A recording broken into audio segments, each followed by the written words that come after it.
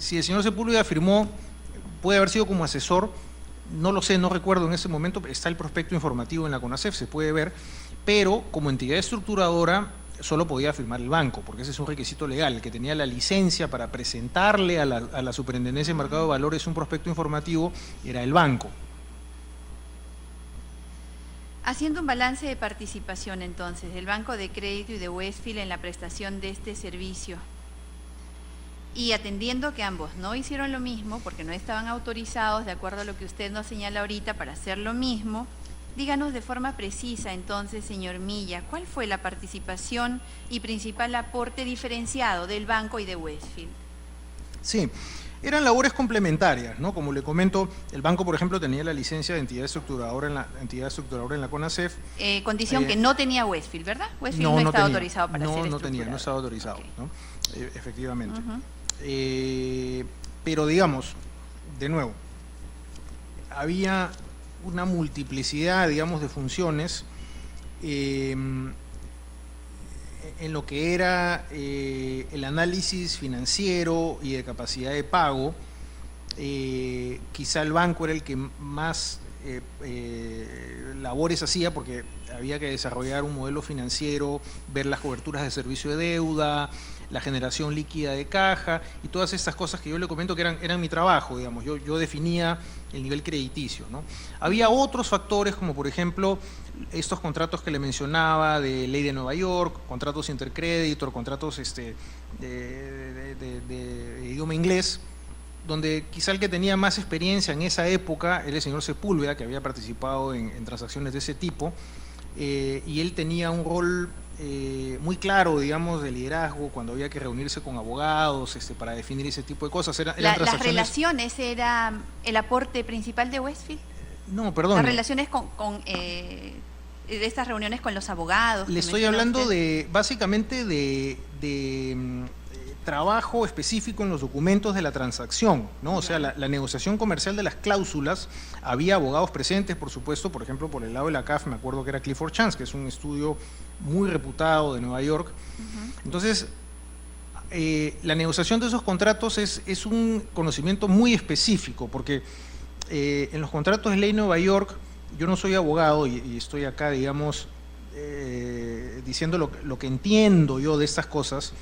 La literalidad es muy grande y esa es una legislación que se lleva más por el lado de la jurisprudencia y ese tipo de cosas. Entonces, había que tener experiencia de cuál era el estándar de mercado para esas cláusulas determinadas, porque si uno, digamos, fallaba en eso, podía terminar con algo que no se daba cuenta, pero que era crítico, ¿no?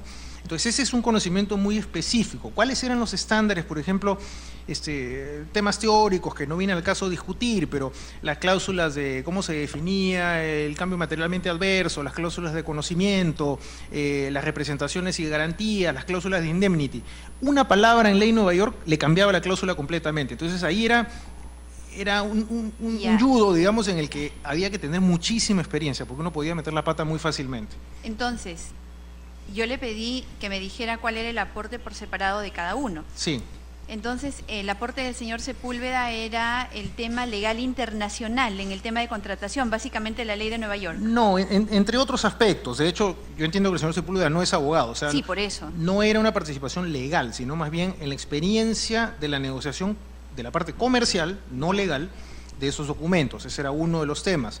Otro tema, por supuesto, era la definición de la estructura, ¿no? El señor Sepúlveda participaba en las reuniones de trabajo de marketing, digamos, con los inversionistas, porque evidentemente uno tenía que ir a hablar con el mercado para ver qué opinaba. ¿Qué significa eso? Defíname reuniones de marketing con los inversionistas. Sí. ¿Cuáles son los componentes de una reunión de marketing con inversionistas? Por supuesto. Uno preparaba un resumen, una presentación, digamos, resumen de unas pocas láminas, porque los inversionistas normalmente reciben a mucha gente, tienen poco tiempo. Uno preparaba un resumen de lo que era hasta ese momento la transacción y salía a hablar con los inversionistas. Se organizaba reuniones de trabajo con las AFPs, con los fondos mutuos, qué sé yo. Entonces se iba a hablar con los inversionistas y se les exponía el proyecto, la estructura financiera que se estaba planteando para ver qué opinaban. Y uno recogía en ese momento preocupaciones, digamos, determinados aspectos que los inversionistas querían conocer. y bueno, en estas reuniones participaba el señor Sepúlveda. Él también participaba mucho con esa información y con la modelación financiera que se hacía, digamos, en trabajo de gabinete. Había un aspecto que era crítico, que era mostrarle la estructura financiera a las clasificadoras de riesgo. Las clasificadoras de riesgo le ponían una nota al instrumento. Si uno no llegaba al estándar que pedía el mercado, los inversionistas simplemente no lo compraban, no importa qué tasa de interés se ofreciera. Entonces, toda esta experiencia y conocimiento de mercado que se recogía en las reuniones se plasmaba otra vez en los cambios necesarios en la estructura y había que conversar con las clasificadoras de riesgo. Entonces, las clasificadoras de riesgo tienen comités que definen, digamos, cuál es la nota que se le va a dar al instrumento. Entonces, había equipos de trabajo, así como el banco tenía su equipo de trabajo, la clasificadora de riesgo tenía su equipo de trabajo, y entonces, en una reunión de trabajo se les explicaba la estructura, las salvaguardas que se estaban generando y más o menos cómo prevía uno que iba a ser el financiamiento. Entonces, según eso, ellos iban actualizando su evaluación del proyecto y, digamos, daban algunas opiniones de qué fortalezas o debilidades le veían, ¿no? Entonces era un trabajo de ida y vuelta, digamos, en donde uno iba tratando de acomodar la estructura para que fuera apetecible para los inversionistas en términos que fueran razonables financieramente para el emisor. Correcto, entonces entiendo ahora. El señor Sepúlveda, en estas reuniones de marketing, lo que hacía es decirles a los inversionistas que y a las clasificadoras de riesgo que su clasificación de riesgo podía mejorar porque obviamente podían ser garantizados por el Estado. Y también a los inversionistas, es decir, el señor Sepúlveda se reunió con ESALUD, el señor Sepúlveda se reunió con las AFPs, fue él el que llevó la reunión, ¿ese era su papel? ¿O Mire, quiénes eran los inversionistas? Los inversionistas eran una multiplicidad, seguramente algunos de los que usted ha mencionado, AFPs, fondos mutuos. Que son los que finalmente invirtieron, ¿verdad? Sí, claro, pero... A las AFPs, ¿ESALUD también? Pero perdóneme, no porque el señor Sepúlveda dijera que su inversión era buena o mala, ellos iban a invertir. Como le comento, era un trabajo de ir mejorando en el tiempo la estructura, era un ir y venir, ¿no es cierto?, de reuniones de trabajo, revisar la nota nuevamente. Las clasificadoras tenían comités totalmente independientes, ¿no es cierto?, que definían esto. Entonces, digamos, yo no quisiera que quede la impresión de que él ahí tenía la varita mágica y manejaba las cosas. Digamos. No. Digamos, usted ha dicho que él llevaba y explicaba a los inversionistas. Los inversionistas que finalmente se convirtieron en tales fueron las AFPs, ESALUD. Él participaba de esas reuniones junto con el banco, ¿no? Yo recuerdo haber ido a esas reuniones. Claro, no, lo que pasa es que yo quería definir qué hace cada uno y usted me ha dicho, él no era estructurador, no estaba autorizado como tal, entonces hemos seguido indagando hasta que hemos terminado en los temas de marketing y en los inversionistas y en las clasificadoras de riesgo. Sí. Entonces, es solamente para identificar, no estoy atribuyendo nada, estoy solamente tratando de... Y perdone, todo esto que le he mencionado era un trabajo conjunto, era un equipo, digamos, digamos, era un trabajo que se hacía conjuntamente a lo largo del tiempo. Es una transacción que demoró 2 años hasta su implementación.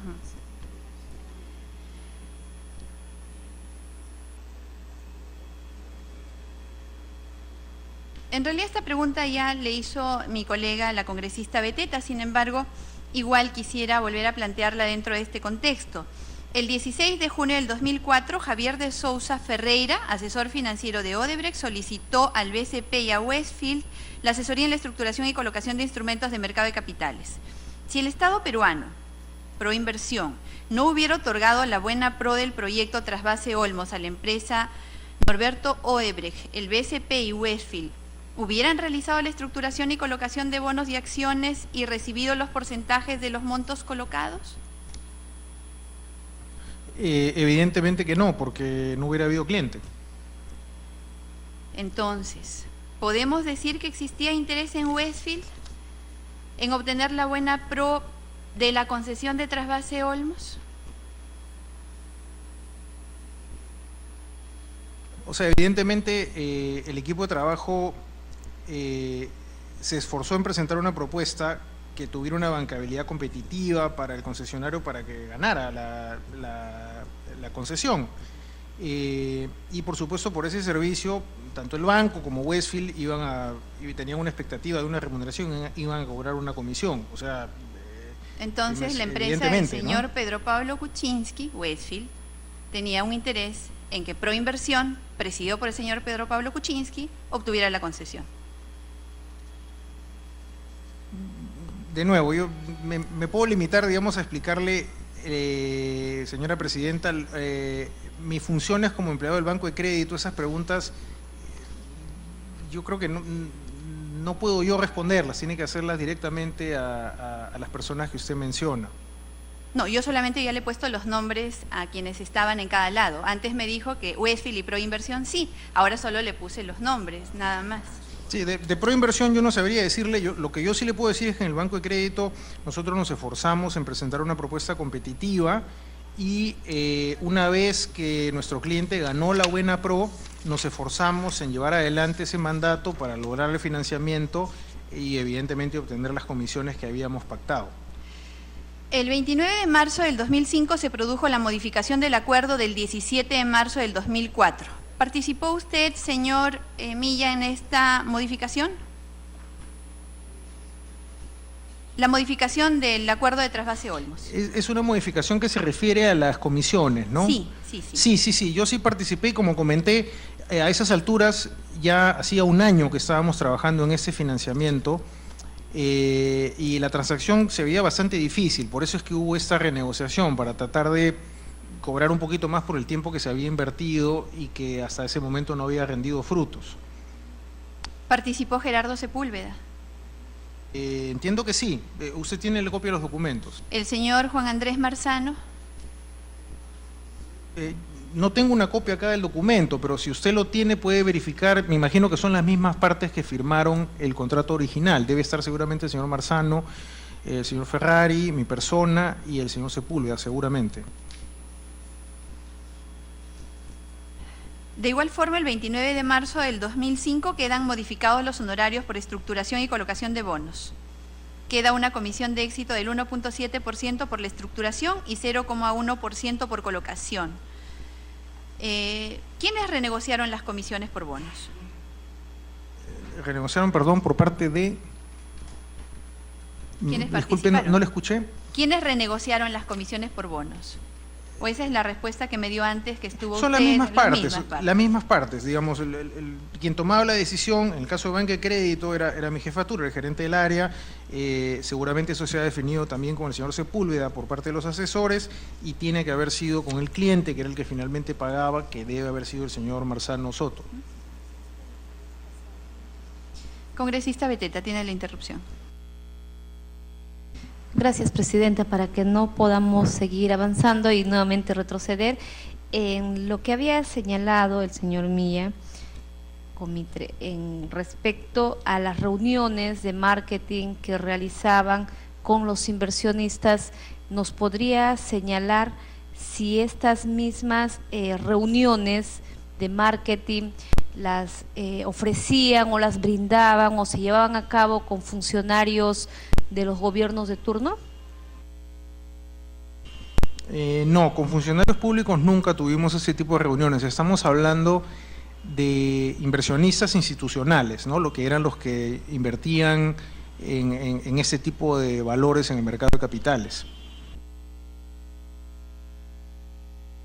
Congresista Beteta. Sí, posiblemente que en esa oportunidad no había la necesidad de hacer estas reuniones para explicar las bondades de los proyectos, porque tenían a un garante, en este caso que era el señor Sepúlveda, ¿no? A diferencia de otras empresas que no tenían la misma ventaja de poder tener a un socio de un funcionario del gobierno de turno. Disculpe, no entiendo el sentido de su pregunta. Gracias, congresista Beteta. Señor Milla, en este contrato, ¿a cuánto ascendía el objetivo meta de colocación de bonos y de acciones? En un inicio el objetivo era colocar una parte en acciones y una parte en bonos. El financiamiento siempre se definió en un total de 100 millones de dólares. Como le comenté hace algunos momentos, rápidamente nos dimos cuenta que no era posible colocar acciones, así que se fijó el objetivo de financiamiento vía bonos en 100 millones de dólares, que fue lo que finalmente se logró en el mercado.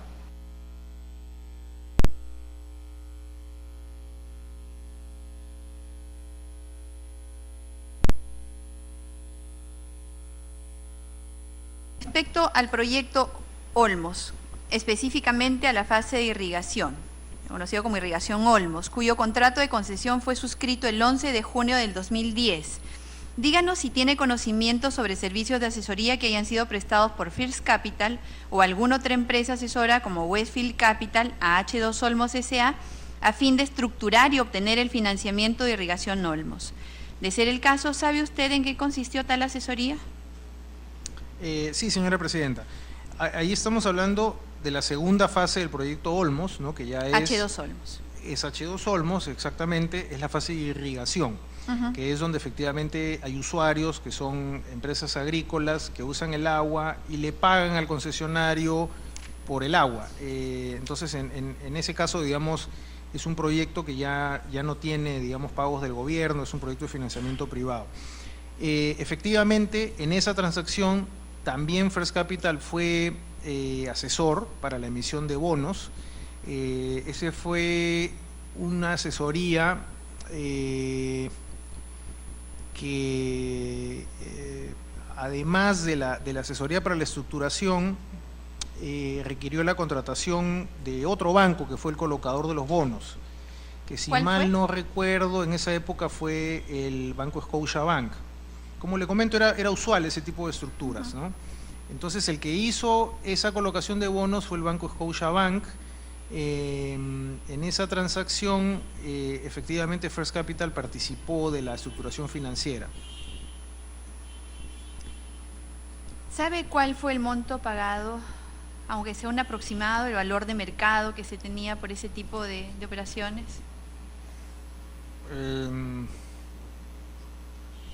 No lo recuerdo, señora presidenta. Digamos, eso habría... Ahora, nuevamente, esa es una información que H2 Olmos va a tener inmediatamente disponible y seguramente va a poder informar a esta comisión. Yo le ruego que le pregunte a H2 Olmos, que va a tener esa información inmediatamente disponible. El 16 de marzo del 2005 se confirmó el acuerdo de asesoría entre Constructora Norberto Odebrecht, el Banco de Crédito del Perú y Credibolsa y Westfield, ¿no? Para la asesoría en evaluación financiera de la concesión IRSA Norte, primera etapa. En la segunda etapa, si Odebrecht resultara adjudicado con la buena pro de la concesión de IRSA Norte, los asesores procederían a implementar las alternativas, incluyendo la estructuración y colocación de instrumentos de renta fija, renta variable u otras formas de financiamiento. Esto según los términos de la propuesta de trabajo. ¿Sabe quiénes participaron en este contrato? Me está hablando usted de IRSA Norte, ¿no es cierto? No es IRSA Sur, porque yo recuerdo haber firmado el contrato de IRSA Sur por Banco de Crédito. El de IRSA Norte, francamente, no lo recuerdo. Probablemente yo estaba asignado en ese momento a otros proyectos, pero esa sí es una información que seguramente tiene Banco de Crédito del Perú. Usted, en los casos de IRSA Norte e IRSA Sur, que ambos los ha firmado, solamente los firmó. ¿No participó? Sí, yo no participé de esas transacciones. De hecho... ¿Y sabe quién sí? Porque usted ha firmado estos contratos finalmente. Yo lo firmé como apoderado, señora presidenta. Como le comento, el área funcionaba con un sistema de órdenes de trabajo. Debo haber estado con una carga laboral muy alta y se le asignó a otro jefe de grupo. Ahora, lo que sí me gustaría puntualizar es que en el caso de IRSA Norte, ese financiamiento finalmente tampoco se logró en las condiciones de esa propuesta de trabajo. El Banco de Crédito no financió finalmente ese proyecto. Hubo una asesoría, sí, pero al final el proyecto IRSA Norte, si mal no recuerdo, se financió mediante una emisión de bonos que lideró el Banco Credit Suisse. No fue el Banco de Crédito el que participó en esa transacción. O sea, el que logró el financiamiento no fue el Banco de Crédito, fue un equipo diferente. En el caso de IRSA Norte. Me parece que fue Credit Suisse, como mencioné en el caso de IRSA Sur, fue el Banco Merrill Lynch. Tampoco fue el Banco de Crédito el que logró el éxito de esa transacción. ¿Y en el caso de IRSA Sur? Justamente, en el caso de IRSA Sur, no fue el Banco de Crédito el que Lynch. logró el éxito, eso se hizo con el Banco Merrill Lynch.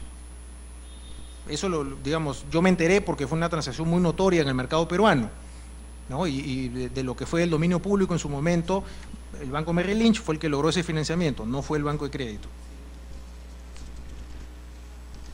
En el acuerdo de IRSA Sur, se contempla que si Odebrecht no obtiene la buena pro, el Banco de Crédito del Perú estaría en libertad de ofrecer sus servicios al postor que resulte ganador.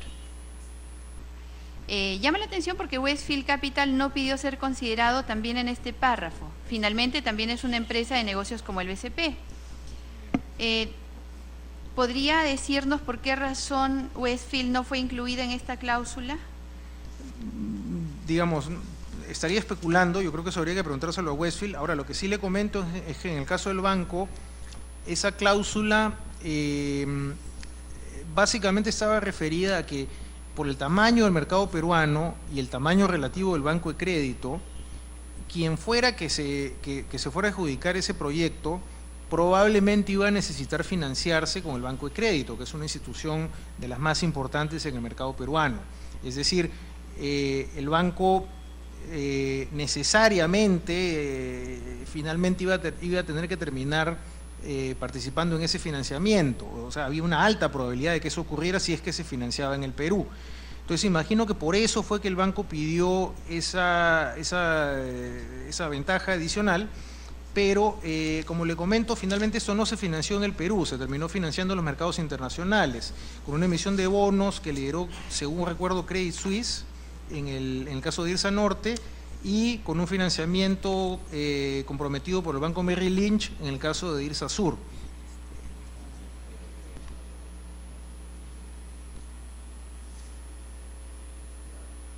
Los estándares, digamos, de contratación de aquella época de Westfield Capital, yo los desconozco y esa es una pregunta que habría que hacerle al señor Sepúlveda. ¿Usted ha viajado con el señor Pedro Pablo Kuczynski fuera del país alguna vez? No, yo no he viajado con el señor Kuczynski. Yo como le comento, conocí al señor Kuczynski ya muchos años después, en el año 2010, si mal no recuerdo. ¿Ha coincidido en algún país del extranjero alguna vez con él? No que yo recuerde, señora presidenta. ¿En Holanda tal vez alguna vez? No, nunca. ¿En algún otro país de Europa? No.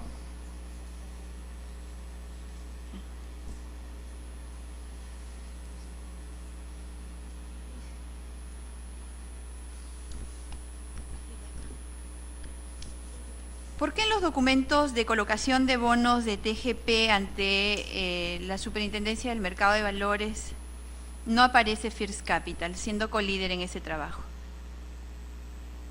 ¿Se refiere usted al prospecto informativo? Sí. Sí, yo creo que es lo que le refería. Digamos, para presentar, al margen de todo el trabajo que se podía haber hecho, específicamente para presentar un instrumento a la Superintendencia de Mercado de Valores, había que ser un banco estructurador reconocido por esa entidad. Entonces, yo entiendo que First Capital no podía cumplir esa función específica en términos legales. Y una pregunta por curiosidad ya casi, ¿por qué estableció su domicilio fiscal en Caraballo? El domicilio fiscal de First Capital. ¿Mi domicilio fiscal? Ah, de First Capital Perú, dice usted. Sí. Ah, pues eso es una razón incidental, y es que el estudio contable al que yo contrataba para llevar mi contabilidad tenía su domicilio en Caraballo. Ahora, como le comento, yo la oficina la cerré en el año 2013 y de hecho, de oficio, SUNAT dio de baja mi empresa en el 2016 porque ya no tenía ninguna operación. Entonces, responde al hecho de que el estudio contable tenía su domicilio ahí. ¿Y cuál era el domicilio original? Yo antes que eso estaba en San Isidro, en el edificio Tempus, tenía alquilada una oficina de Reus, que son esos espacios empresariales que le dan a determinadas empresas, digamos. Entonces yo alquilaba un espacio, esto es en el Centro Empresarial de San Isidro, ahí es, digamos, donde tuve mi oficina hasta el 2013. ¿En el edificio de Odebrecht? No, en el edificio de Odebrecht estuve algún tiempo en el año 2009, en un inicio, digamos, ese edificio se acababa de terminar de construir y había bastante espacio. Ahora,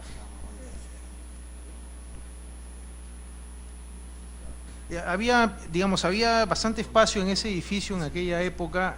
Recuerdo que había un estudio de abogados, estaban otras diversas empresas que no viene al caso mencionar. Odebrecht tenía un par de pisos ahí, yo alquilaba una oficina también. Después, con el tiempo, el edificio se fue llenando y ya se hizo muy caro. Entonces me mudé al edificio Tempus, que es el que le comento que está en el Centro Empresarial de San Isidro. ¿Quién le alquilaba cuando estuvo en el edificio de Odebrecht? Según recuerdo, era OPIC, que es Odebrecht Perú, Ingeniería y Construcción, creo. Tendría que revisar mis documentos. ¿Westfield o First Capital trabajó en la central hidroeléctrica de Yuncan? La referencia que yo tengo, señora presidenta, es que el señor Sepúlveda había trabajado en el financiamiento de la central hidroeléctrica de Yuncan. Yo no sabría decirle si fue Westfield o si fue First Capital, pero la referencia que se tenía en el mercado, que fue una de las principales credenciales, a mi entender, que llevaron al Banco de Crédito a trabajar con él, era que él había participado. Ahora, no sé a través de qué vehículo, desconozco eso, porque eso antecede a toda la conversación que hemos tenido. De acuerdo a la información proporcionada ante esta comisión investigadora, se tiene conocimiento del acuerdo de asesoría suscrito entre Transportadora de Gas del Perú, el Banco de Crédito del Perú, Apoyo Consultoría y Westfield Capital. Asimismo, sabemos que Westfield fue reemplazada por First Capital en la prestación de este servicio y que esto fue aceptado por todas las partes en ese contrato. ¿Sabe por qué se dio el cambio o reemplazo de Westfield Capital por First Capital Inversiones y Asesoría? Desconozco, señora presidenta, las razones. A partir de este reemplazo advertimos la cercanía de estas empresas. ¿Sabe en qué otros contratos se dio este reemplazo de empresas? En los cuales usted trabajaba con Westfield, ¿sabe en qué otros contratos fue Westfield reemplazado por First Capital? En realidad no, digamos, eso es algo que estoy escuchando ahora, pero nuevamente la negociación de las asociaciones que tomaba el Banco para estas asesorías no era de mi competencia. Yo ya recibí el encargo para trabajar específicamente en la transacción. Claro, bueno, usted nos ha mencionado hace ya varias horas que en realidad usted no notó el cambio porque siempre estuvo el señor Sepúlveda, ¿verdad? O sea con Westfield o sea con First Capital, siempre estuvo el señor Sepúlveda al frente. Es correcto. ¿Cuál es su relación con la empresa Latin American Enterprise Fund Managers? Ninguna, señora presidenta. ¿Considera que la empresa First Capital era el brazo financiero de la empresa Westfield? A mí no me consta, he visto versiones periodísticas, incluso se ha dicho por ahí que yo lo afirmé. Eso es algún equívoco que se produce de una manera curiosa, y es que yo fui a dar unas conferencias a Colombia en el año 2010, si mal no recuerdo, a una institución educativa. Ellos publicaron una información sobre mi persona, pero digamos, francamente no sé qué diga de uno la internet. Hay muchas cosas que se publican. Yo no he declarado eso, es una información que publicaron ellos realmente a mí no me consta si es que había alguna vinculación, señora presidenta. Yo, digamos, nunca tuve vinculación con ese fondo y por lo tanto no conozco ni su estatuto, ni quiénes son sus socios, ni cuáles son, digamos, sus vinculaciones.